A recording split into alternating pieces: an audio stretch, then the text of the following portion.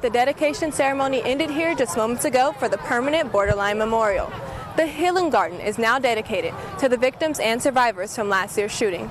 We are live at the scene of a deadly helicopter crash here in Calabasas, and one of those people on the helicopter, NBA legend Kobe Bryant. 5 more vaccine super sites, including this one here at the Forum, are opening across LA County today. What you're seeing is the aftermath of an accident involving 2 vehicles. If you look that way, you can see one vehicle that crashed into a tree. It's not raining right now, but the storm is expected to bring heavy showers to a really foggy Malibu. As you can see, things are crumbled and completely left behind. In front of the current Malibu Middle School and High School campus. But take a good look behind me, because in about 8 years, this will be an entirely new campus. And those who rely on electric charging stations like these to power their car, we need to scramble before a planned shutoff. The Christmas tree is on the corner of Pico and Main, and as you can see, people have already started to leave boxes of food, clothes, and have even tied their tennis shoes to the tree. No party is complete without cake and ice cream. I'll tell you about one candidate who's hoping to use these treats to help him get sweet results come Election Day. Also, while visiting the Borderline Bar and Grill, I spoke with Michael Morissette, the father of Christina Morissette, one of the victims from the shooting. They all said they cannot wait to make today a reality.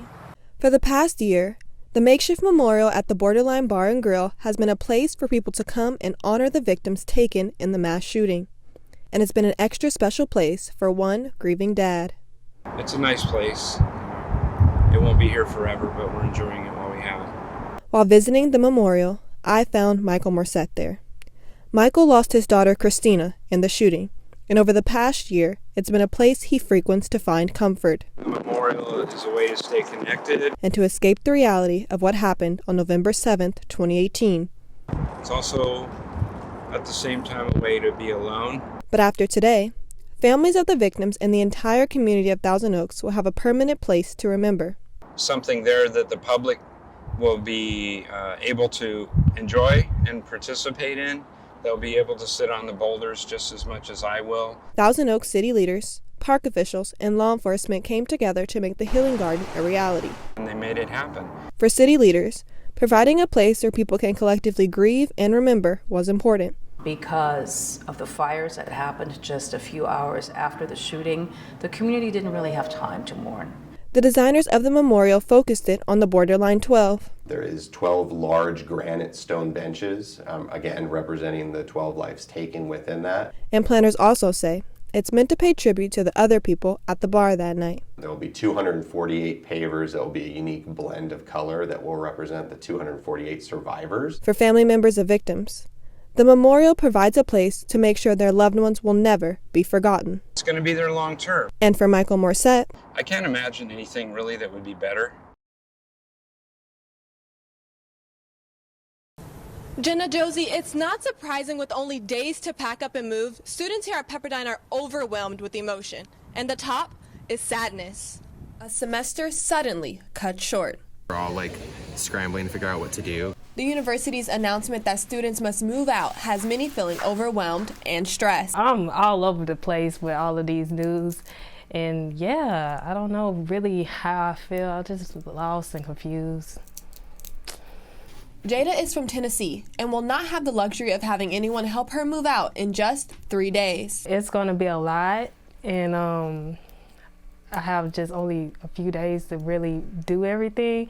So I'm going to need as much help as I can get. But whether students live near or far, clearing out campus is not going to be an easy adjustment. I feel kind of fine considering I live only 35 minutes away from campus, so it's going to be an easy move.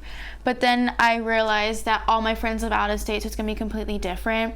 On top of having to move out quickly, students like Mackenzie are still expected to attend classes and take exams today and tomorrow. I'm just not prepared at all, and I don't think any student can be prepared because they're stressing about how they're going to get home, how they're going to pack, how are they going to figure out Zoom, which is a new app we have to use, and just other things besides the exam. The sudden end of the semester means rushed goodbyes for friends and lost time. I'm gonna miss them a lot and the fun memories and moments that we had together. Sad because it was so sudden and it was my last 2 months, so it was a time that I thought I would enjoy more. It's a decision that's forcing thousands of students to suddenly close a chapter of college.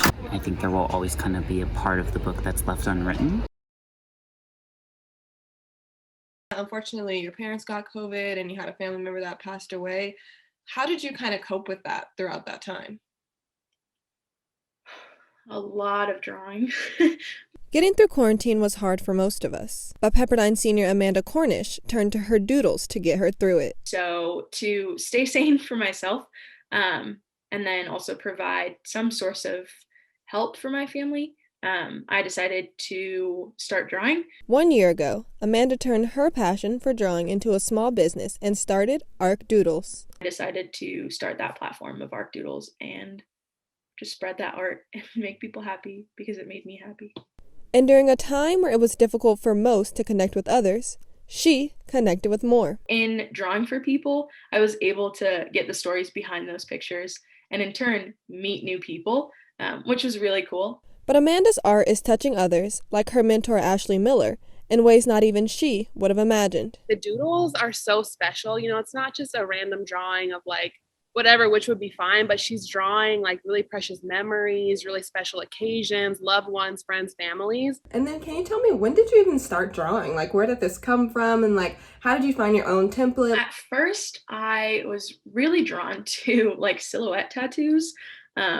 And just like this simple line drawing or simple outlining of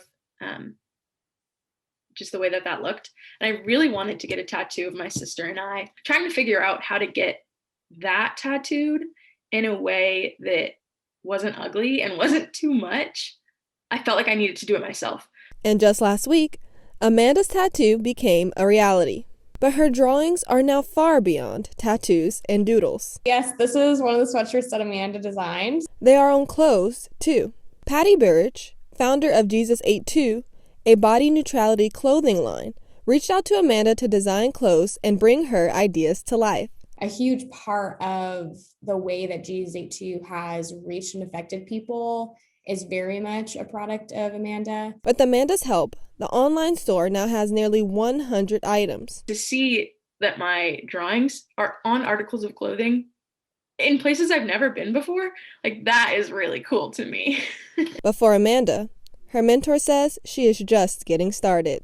For Amanda, the things that she's done so far are only the beginning. I mean, she's like touched so many people's lives at the age that she's at, but I feel like she has so many more lives to touch. Brianna Willis, Newswaves 32. A year ago, if somebody would have said, you're going to spend your senior year living at home, you would have said, no way. But I think all of us should be a little concerned because I think she wants our job eventually. Yes. Yeah, and I think she has what it takes, don't you? Yeah, she's great.